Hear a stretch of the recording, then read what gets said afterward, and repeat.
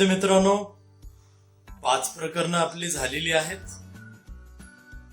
6वं फार इंटरेस्टिंग असणारा एक प्रकरण आपण आज सुरुवात करत आहोत. सभासदांशी पत्रव्यवहार. पत्रव्यवहाराची फार सोपी प्रकरणं आपणाला या ठिकाणी देण्यात आलेली आहेत. 3 प्रकारची पत्र आहेत. त्यामधला जो पहिला प्रकार आहे, चिटणीसाचा सभासदांसोबत पत्रव्यवहार, हे प्रकरण आपण पाहणार आहोत, ज्यामध्ये आपण चिटणीसाचा सभासदांशी पत्रव्यवहार होत असताना त्याने कोणती काळजी घ्यावी यावर आधारित मुद्दे आपण आज पाहणार आहोत. प्रकरण 7 आता त्यामध्ये सभासदांशी पत्रव्यवहार, त्यामध्ये जो मुद्दा आपण आज पाहणार आहोत, सभासदांशी पत्रव्यवहार करताना चिटणीसाने घ्यावयाची काळजी, की नेमकी कोणती काळजी चिटणीसाला घ्यावी लागते ज्या वेळेस तो सभासदांसोबत पत्रव्यवहार करतो. जसं मी म्हटलं की 2 आपण थेरॉटिकल मुद्दे पाहणार आहोत आणि त्यानंतर आपण पत्राचे जे नमुने आपणाला या ठिकाणी देण्यात आलेले आहेत, 4 पत्राचे नमुने आपणाला 4 प्रकारचे पत्र या ठिकाणी सभासदासोबतचे देण्यात आलेले आहेत, ते आपण पाहू. ठीक आहे. तर पहिली काळजी या ठिकाणी चिटणीसाला घ्यावी लागते ती म्हणजे अचूक माहिती. सभासदांशी पत्रव्यवहार करत असताना त्यांना दिली जाणारी माहिती ही सत्य, अद्ययावत आणि वस्तुस्थितीस अनुसरून असली पाहिजे. वस्तुस्थितीची आकडेवारी देत असताना चिटणीसाने विशेष दक्षता घेतली पाहिजे. आता पत्रव्यवहार केला जात आहे सभासदांसोबत, वेगवेगळ्या प्रसंगी तो पत्रव्यवहार केला जात असतो. जसं साधारणतः कंपनी सभासदांना कोणत्या प्रसंगी पत्र पाठवते, प्रसंग तर याच्यानंतर आपण पाहणार आहोत. तरी एक कॉमन कन्सेप्ट आपली बऱ्याचदा चर्चा झाली असेल किंवा तुमचा अंदाज आतापर्यंतचा जो सिलेबस आपला झालेला आहे, कोणत्या वेळी? सभेच्या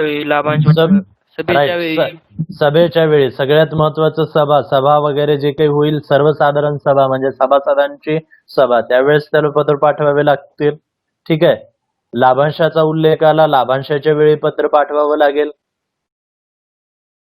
आणखी हप्ते मागण्यासाठी भागावरचे हप्ते वसूल केले जातात, त्यासाठी पत्र पाठवावं लागतं त्यावेळेस. ठीक आहे. तर असे हे जे वेगवेगळे प्रसंग आहेत, ठीक आहे, या वेगवेगळ्या प्रसंगी ज्यावेळेस चिटणीस पत्र पाठवतो तर त्याने तिथे काळजी घेतली पाहिजे की त्या पत्रामध्ये जी माहिती सभासदाला पाठवली जात आहे ती अचूक असली पाहिजे, अद्ययावत असली पाहिजे, वस्तुस्थितीस अनुसरून, म्हणजे करेक्ट तीच इन्फॉर्मेशन पाठवली पाहिजे. टाळमटाळ करण्यासाठी चुकीची माहिती पाठवलेली आहे, जी कंपनीमध्ये नाही, त्या प्रकारच्या बाबी त्या ठिकाणी पत्रामध्ये नमूद करण्यात आलेल्या आहेत. असा प्रकार चिटणीसाने करू नये. सभेची सूचना पाठवली जात आहे. साधारणतः सभेच्या सूचनेमध्ये काय कन्सेप्ट असतो? सभा कुठे होणार आहे, कोणत्या तारखेला होणार आहे, कोणत्या टायमिंग मध्ये होणार आहे, कोण अध्यक्ष असणार आहे, कोणत्या मुद्द्यावर चर्चा होणार आहे, कोणते विशेष ठराव ठेवले जाणार आहेत, या प्रकारची माहिती असते.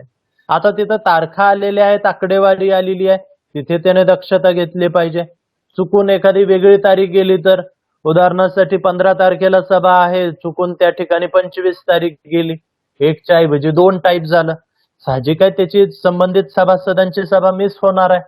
कारण सभा 15 तारखेला आणि तारीख गेली 25, त्याच्याही लक्षात आलं नाही, त्या ठिकाणी 25च्या तयारीनं सभासद राहतील. म्हणजे कंपनी पत्र लिहत नाहीये, या ठिकाणी कंपनीने याला प्रतिनिधी नेमलेला आहे चिटणीसाला, बरोबर आहे ना. म्हणजे तो कंपनीला प्रेझेंट करत आहे, कंपनीचं प्रतिनिधित्व करत आहे, कंपनी म्हणून तो त्या संबंधिताला पत्र पाठवत आहे. मग इथे कंपनीची इमेज जी आहे ती या ठिकाणी त्याने सांभाळली पाहिजे. व्यवस्थित प्रकारची माहिती त्याने देणे आवश्यक आहे.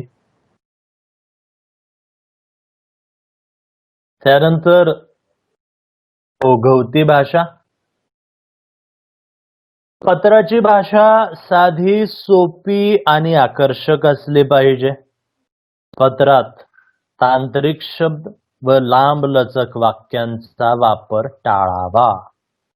आता पत्र, ठीक आहे. पत्र हे संभाषणाचं माध्यम आहे. ठीक आहे, संभाषणाचं माध्यम. आणि हे संभाषण किंवा संदेश वहनाचं हे जे माध्यम आहे हे केव्हा पूर्ण होईल? हे द्वितर्फी झालं पाहिजे. द्वितर्फी म्हणण्याचा अर्थ हा की पत्राचा हा जो काही कन्सेप्ट आहे, पत्राचा उद्देश कधी सफल होईल? ज्यावेळेस पत्र पाठवणाऱ्यानं पत्र पाठवलंय, ते ज्याला पाठवायचं आहे त्याला मिळालेलं आहे आणि त्याला ते पत्र समजलेलं आहे, तर पत्राचा उद्देश सफल होईल. ठीक आहे. फक्त पत्र पाठवण्यात आलेला आहे, पत्र व्यवहार संपला, पत्राचा उद्देश सफल झाला असं आपण म्हणू शकत नाही. हा पत्राचा उद्देश सफल होईल ज्यावेळेस समोरच्या व्यक्तीला ते समजेल. ठीक आहे. मग त्याला समजण्यासाठी पत्राची भाषा साधी सोपी असली पाहिजे. म्हणजे किचकट स्वरूपाची भाषा वापरून इथे चालत नाही. उदाहरणासाठी जो चिटणीस आहे त्याचं इंजिनिअरिंग झालेलं आहे. ठीक आहे. तर त्याने तिथे काय केलेले आहेत? पत्र व्यवहारामध्ये इंजिनिअरिंगचे टर्म्स छापलेले आहेत. मेकॅनिकल इंजिनिअरिंग झालेलं आहे. मेकॅनिकल फील्ड मधले जे काही वर्ड असतात, शब्द असतात मोठमोठे हेवी, जे इतरांना समजणार नाहीत, आपणाला काही काय समजतील ते, मग त्या प्रकारच्या शब्दांचा वापर त्या ठिकाणी त्यानं केलेला आहे. समोरच्या व्यक्तीला कळणारच नाही ती भाषा, कारण त्याला जे समजतंय ते काही म्हणजे असं नाही आहे की समोरच्यालाही ते त्याच पद्धतीनं समजायला पाहिजे, त्याचंही एज्युकेशन त्या किंवा त्याचाही अनुभव तोच असेल, काहीच सांगता येत नाही ना. समोरचे व्यक्ती साधे सोपे अगदी नॉर्मल व्यक्ती, सर्वसामान्य गुंतवणूकदार असतात ज्यांनी कंपनीचे भाग खरेदी केलेले असतात. त्यामुळे त्यांना समजण्यासारख्या भाषेचा वापर त्या ठिकाणी केला गेला पाहिजे. चुकून एखादा चिटणीस जो आहे तो कवी आहे, ठीक आहे, लेखक आहे. आता लेखक आणि कवी कसे असतात आपणाला माहिती आहे की अगदी आपल्या कल्पनेच्या पलीकडे, म्हणजे जे जगामध्ये शक्य नाही अशा बाबी ज्या आहेत लेखक आणि कवीकडून त्या केल्या जातात. अगदी ते चंद्र उचलून, म्हणजे चंद्राला तिथून काढून आपल्या पृथ्वीवर आणतात, सागरामध्ये असणाऱ्या सगळ्या पाण्याचा वापर करतात, तारे तोडून आणतात, दुसऱ्या ग्रहावर जाऊन येतात, काही करतात. एका क्षणामध्ये कवी इथं आहे तर दुसऱ्या क्षणामध्ये तो कुठल्या तरी दुसऱ्या देशामध्ये दुसऱ्या ग्रहावर आहे, किंवा अगदी 6व्या 7व्या आकाशावर आहे, ढगावर तिथं तो बसलेला आहे. कवीचं काय सांगता येतं? काय खरं आहे कवीचं? बरोबर आहे ना? हा, म्हणजे उदाहरणासाठी त्यानं पाठवलेलं आहे की कंपनीला यावर्षी फार मोठ्या प्रमाणावर नफा झालेला आहे. किती नफा झालेला आहे की तुमची दोन्ही हात असं तुम्ही जर असे केले तर जेवढा तुम्हाला ढग त्याच्यामध्ये सामावून घेता येईल तेवढा नफा झालेला आहे. सागरामध्ये जेवढं पाणी आहे तेवढा नफा कंपनीला झालेला आहे. आता ही जी भाषा आहे, आता या भाषेचा काही अर्थ लागेल का समोरच्या व्यक्तीला? नाही, काहीच अर्थ लागणार नाही. त्याला पर्टिक्युलर द्यावा लागेल ना आकडा, की असो अँड सो एवढा नफा झाला, तुमचे एवढे भाग आहेत, एवढी टक्केवारी ठरली आणि एवढ्या टक्क्याने तुमचा एवढा लाभांश होतो. म्हणजे साध्या सोप्या भाषेमध्ये त्या ठिकाणी त्याने सांगितलं पाहिजे. सांगण्याचा हेतू हा की समोरच्या व्यक्तीला समजेल अशा भाषेचा वापर त्या ठिकाणी केला पाहिजे, वापर त्या ठिकाणी केला जावा.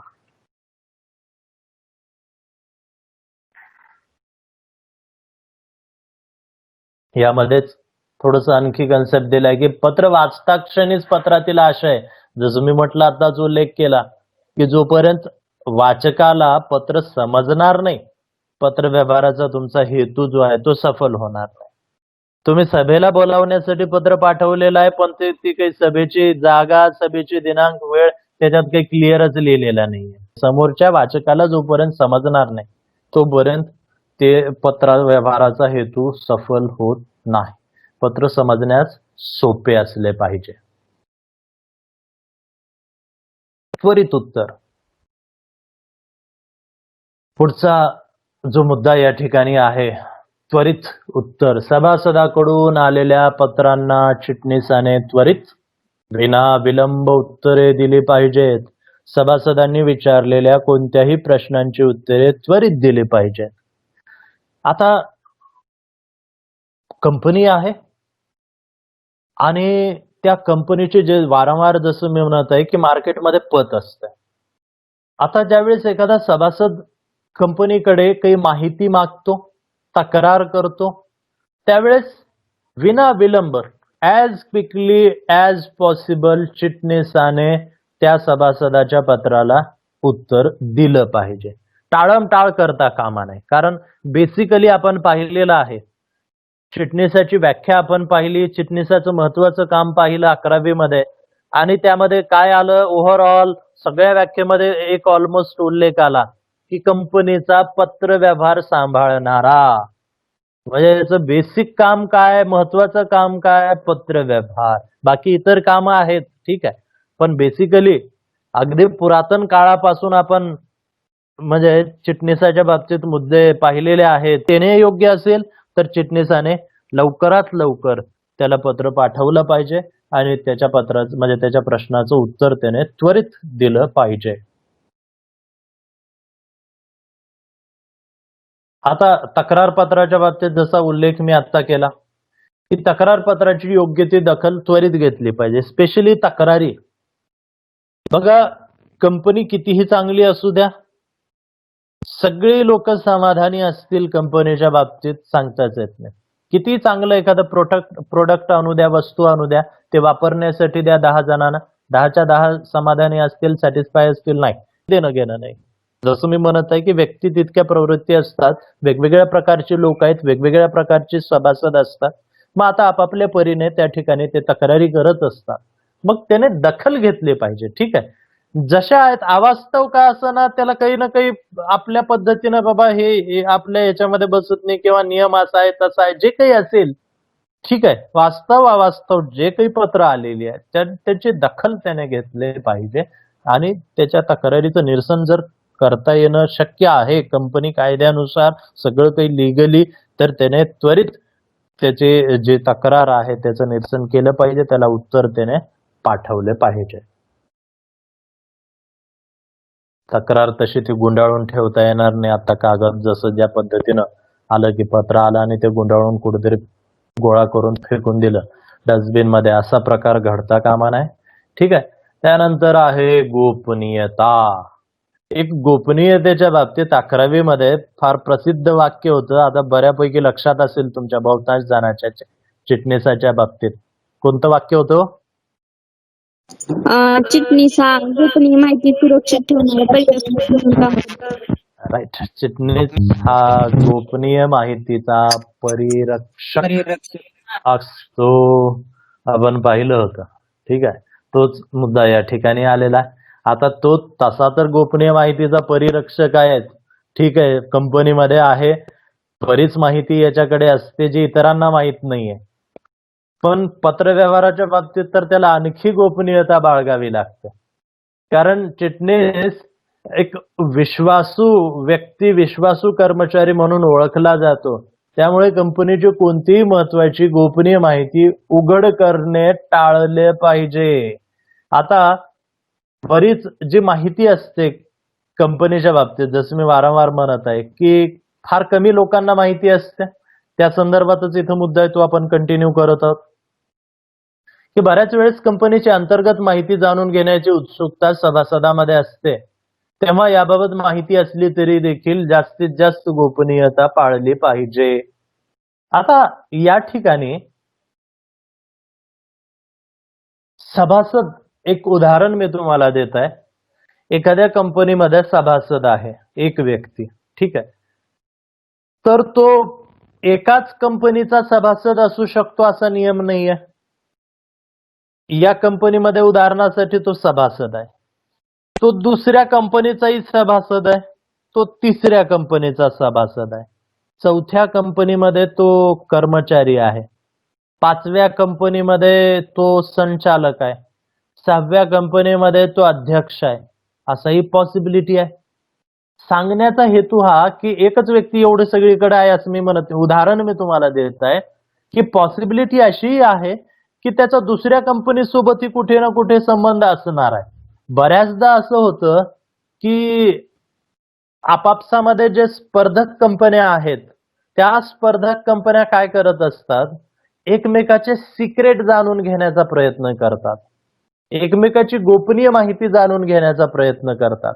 कारण स्पर्धा करायची आहे, कॉम्पिटिशन आहे, व्यावसायिक क्षेत्रामध्ये टिकून राहायचं आहे. स्पर्धकापेक्षा काहीतरी आपण वरचढ ठरायला पाहिजे, त्याच्यापेक्षा काहीतरी आपण चांगलं करायला पाहिजे, त्याच्यापेक्षा वेगळं करायला पाहिजे, त्याच्यापेक्षा चांगलं करायला पाहिजे, तर मग स्पर्धकाला हरवता येईल. हा एक कॉम्पिटिशनचा रूल आहे साधा सोपा. मग इथं कंपन्या काय करत असतात, मग दुसऱ्या कंपनीची काही सिक्रेट माहिती मिळेल का यासाठी ते प्रयत्नशील असतात. आणि जसं मी म्हणत आहे की स्पर्धक कंपनीचा हाही सभासद आहे, किंवा तिथं संचालक आहे, किंवा तिथं अध्यक्ष आहे, तिथं कर्मचारी आहे, सो अँड सो आहे, असाही प्रकार घडू शकतो.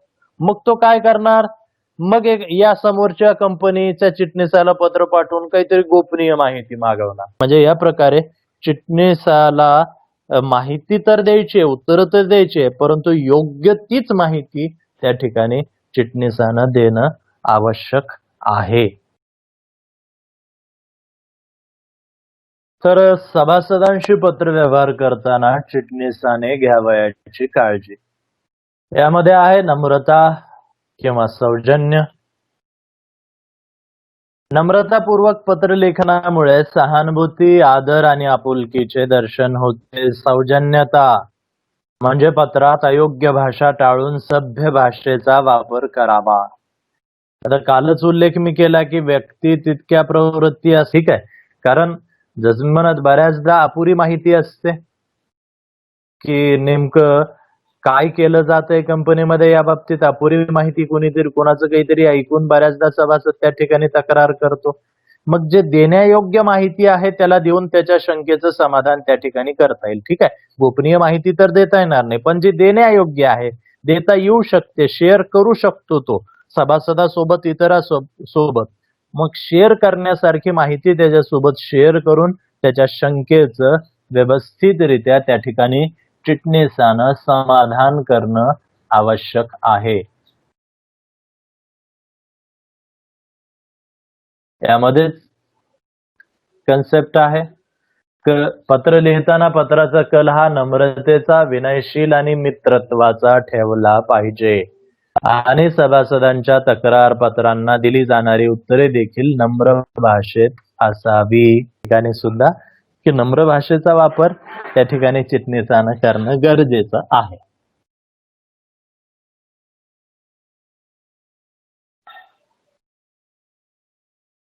कायदेशीर बाबी, पुढचा जो मुद्दा चिटणीसाला लक्षात ठेवायचा आहे की सभासदाबरोबर पत्रव्यवहार करताना चिटणीसाने कंपनी कायदा 2013 मधील तरतुदींचे आणि इतर कायद्याचे पालन केले पाहिजे.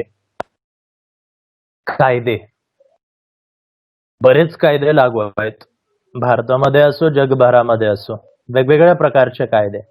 कंपनी आहे तर कंपनीला फक्त कंपनी कायदाच त्याचंच पालन करावं लागेल असे नाही, सभोवताली बरेच कायदे, जे जे कायदे लागू आहेत, अगदी आयात निर्यात कायदा असू द्या, इन्कम टॅक्सचा कायदा असू द्या, ठीक आहे, कर्मचारी ठेवायचे त्यांच्या बाबतीत सुरक्षिततेचा कायदा असू द्या, खरेदी विक्रीचा कायदा आहे, ज्या काही बाबी आहेत, जेवढे कायदे लागू आहेत, जिथे जिथे कंपनीचा संबंध येईल तिथे तिथे जे वेगवेगळे अगदी पर्यावरणाविषयी कायदे लागू आहेत. तुम्ही काय प्रोडक्शन करत आहात, कोणत्या कच्च्या मालापासून कोणता पक्का माल तुम्ही तयार करत आहात, मग त्या बाबतीत काय प्रक्रिया तुम्हाला अवलंबायला पाहिजे, पर्यावरणाचे तिथं काय कायदे आहेत, तुम्हाला अगदी वेस्टेज कुठं टाकायला पाहिजे त्याच्या बाबतीत काय कायदा आहे शासनाचा, वेगवेगळे कायदे लागू आहेत बरं का. कंपनी चालवणं सोपं काम नाहीये, बरेच कायदे जे लागू आहेत त्या कायद्याचं कंपनी कशी चालवायची हे तर कायद्याप्रमाणे, कंपनी कायद्याप्रमाणे, पण बाकी व्यवहार कसे करायचे, कर्मचारी कसे नेमायचे, कच्चा माल खरेदी विक्री कसा करायचा, परदेशातून आयात निर्यात कसा करायचा, इन्कम झालं तर त्याचा टॅक्स कसा भरायचा, ठीक आहे, या सगळ्या बाबी, ट्रान्सपोर्ट करायचा, मालाची वाहतूक करायची आहे, तिथं कोणते कायदे आहेत, हे सगळे ज्या ज्या ठिकाणी म्हणजे तुम्ही व्यवहार करत असताना, कामकाज करत असताना कंपनीच्या बाहेरही कायदे लागू आहेत, त्या सर्व कायद्यांचं पालन करून त्या ठिकाणी चिटणीसानं या ठिकाणी विशेषतः जे कायदेशीर पत्र व्यवहार असतो बरं का. आता हा कायदेशीर पत्रव्यवहार काय असतो, जसं मी म्हटलं की कितीही चांगली कंपनी असू द्या, कंपनीच्या विरोधात सतत काही जण तक्रार करत असतात, वेगवेगळ्या प्रकारच्या तक्रारी. बरं, त्या तक्रारीचं लेवल कसं असतं? साधं सोपं पहिला लेवल असा आहे की कंपनीकडे तक्रार केली जाते पत्र पाठवून, आणि एक पुढचा लेवल असतो ज्यांच्याकडे थोडीफार ऐपत आहे किंवा ज्यांना कोणीतरी पाठबळ देत आहे, बॅकिंग आहे कोणाची तरी, ते काय करतात, सरळ सरळ कोर्टात खेचतात कंपनीला. मग ते सभासद असो की इतर कुणी असो, की कंपनीमध्ये मोठा भ्रष्टाचार सुरू आहे, कंपनी मला लाभांश जे आहे कंपनीने मला कमी दिलेला आहे, किंवा मला मला जे अधिकार मिळायला पाहिजेत कंपनी कायद्याप्रमाणे ते कंपनीकडून मला देण्यात येत नाहीत. वेगवेगळ्या प्रकारचे ग्राहक असतील तर जी काही वस्तू दिली जात आहे, सेवा दिली जात आहे, ती अगदी निकृष्ट दर्जाची आहे. ज्या पद्धतीनं सांगितलं होतं त्या पद्धतीनं त्याचा दर्जा नाही आहे. पर्टिक्युलर प्रोडक्ट आहे, वस्तू आहे, 1 किलोची लिहिलेली आहे, त्याच्यामध्ये 1-2 छटा कमी आहे, पर्टिक्युलर ग्रॅम कमी आलेला आहे मालाची क्वालिटी खराब आहे, मध्ये काहीतरी वेगळंच निघालेलं आहे, कोर्टात खेचलं जातं बरं का अशा वेळेस. मग वेगवेगळ्या प्रकारचे असे कोर्टामध्ये ज्या केसेस चालतात कंपनीच्या विरोधात, ठीक आहे.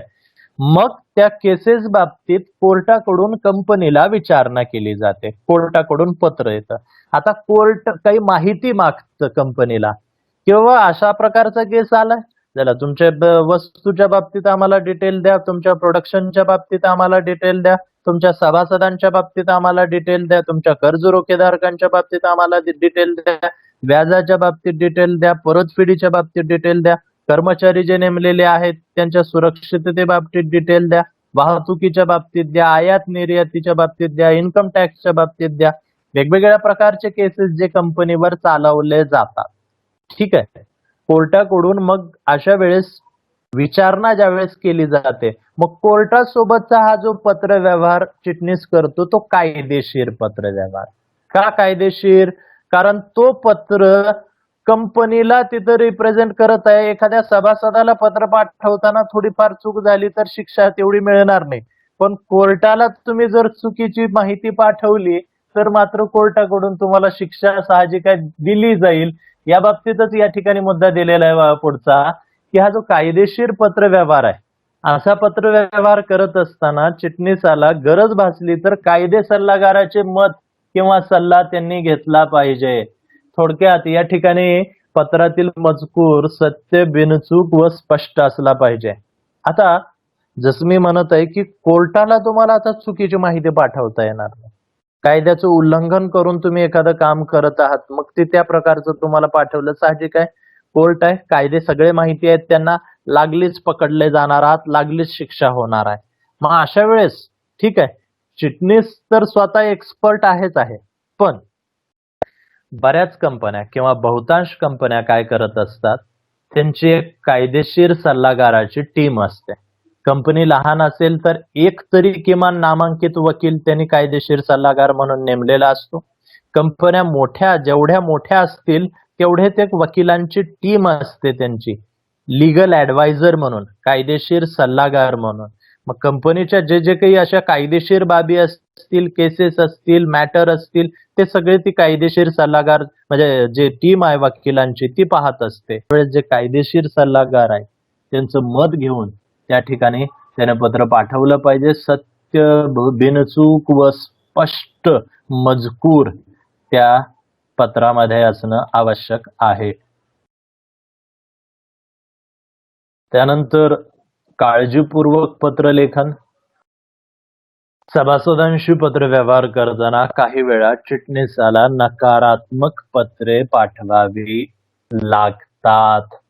नकारात्मक पत्रे, नकारात्मक म्हणजे सभासदानं काही माहिती मागवलेली आहे, ठीक आहे, ती माहिती देता येत नाही, ते देताच येत नाही ते माहिती, ठीक आहे.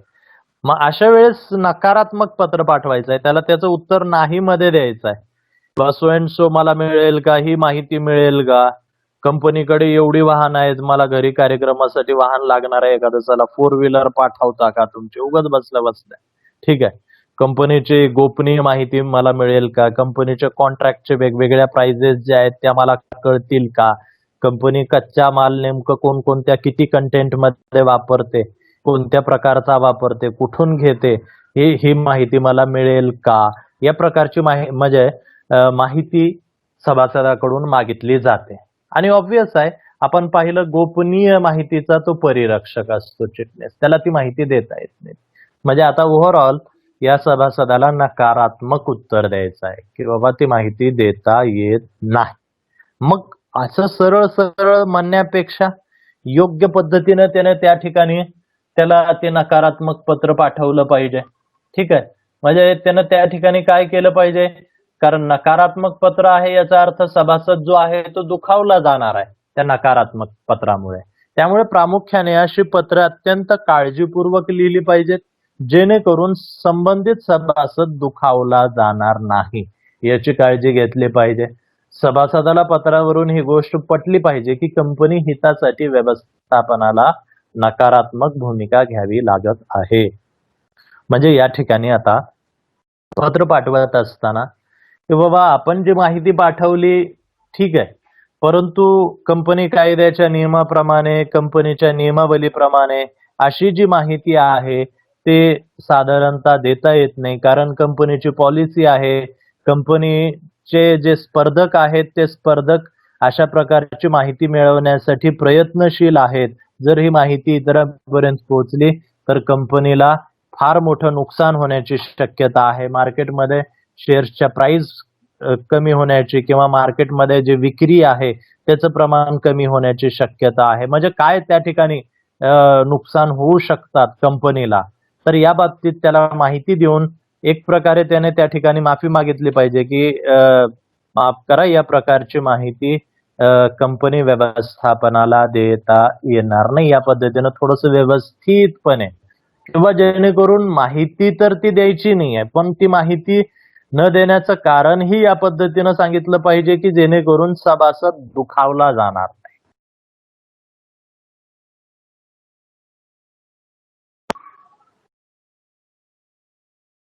त्यानंतर कंपनीची प्रतिमा, कंपनीची इमेज, कंपनीची पत.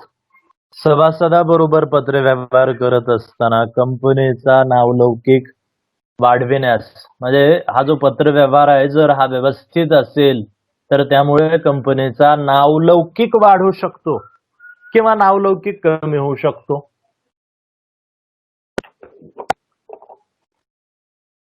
पत्रव्यवहाराच्या बाबतीत काही बाबी आहेत, जसं पत्राला त्वरित उत्तर देणे, सभ्य भाषेचा, नम्र भाषेचा वापर करणे, देण्यायोग्य माहिती देणे. पत्रव्यवहारामुळे जर पॉझिटिव्ह पब्लिसिटी झाली कंपनीचा नावलौकिक वाढतो, कंपनीची पत प्रतिष्ठा वाढते. आणि या उलट जर निगेटिव्ह पब्लिसिटी झाली तर कंपनीची पत प्रतिष्ठा त्या ठिकाणी घसरते, नावलौकिक त्या ठिकाणी कंपनीचा कमी होतो. म्हणजे या बाबतीत या ठिकाणी चिटणीसाने काळजी घेणं गरजेचं आहे.